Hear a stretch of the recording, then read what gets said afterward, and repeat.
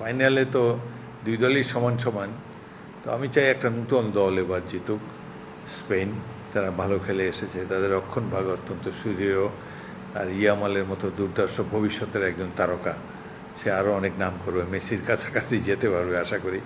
Messi তো অন্য গ্রহের খেলোয়াড়, মেসির সাথে কারো তুলনা হয় না। তবে ইয়ামাল ধীরে ধীরে উঠে আসছে, সেও নাম করা একজন খেলোয়াড় হবে আর কি। ফুটবলে বিশেষ করে এত ব্যাপক জনপ্রিয়তা, ফুটবল তো সবচেয়ে জনপ্রিয় খেলা, কিন্তু আমাদের এত বেশি দর্শক শ্রোতা উন্মাদনা থাকার পরও ফুটবলের মানটা আশানুরূপ নয়।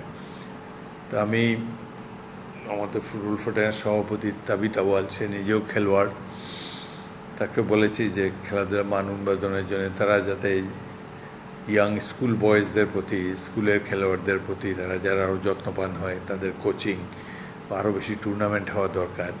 আমাদের মহিলা ফুটবল দল আবার ভালো খেলছে, তারা তাদের দু একটা খেলা আমি টেলিভিশনে দেখেছি, চমৎকার খেলেছে। এদেরকে ভালোভাবে কোচিং দিলে তারা আরও ভালো করতে পারবে বলে আশা করি।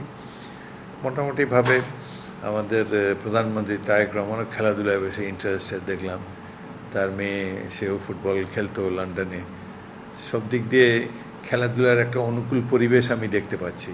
এখন যারা বিভিন্ন ফেডারেশনে আছে খেলাধুলা পরিচালনার দায়িত্বে, তারা একটু যদি প্ল্যান প্রোগ্রাম করে আগায়, একটা ভবিষ্যৎ পরিকল্পনা করে সেই পরিকল্পনা ধীরে ধীরে বাস্তবায়নের পথে এগিয়ে যায়, তাহলে আমাদের খেলার মান নিশ্চয়ই আরও উন্নত হবে এবং দেশবাসীর আশা পূরণ করতে সমর্থ হবে আমাদের জাতীয় দল।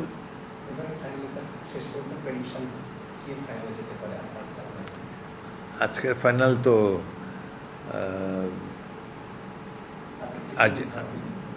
আজকে তো ব্রোঞ্জ মেডেলের তৃতীয় স্থানের খেলা। ফ্রান্স ভালো করার সম্ভাবনা আছে। আর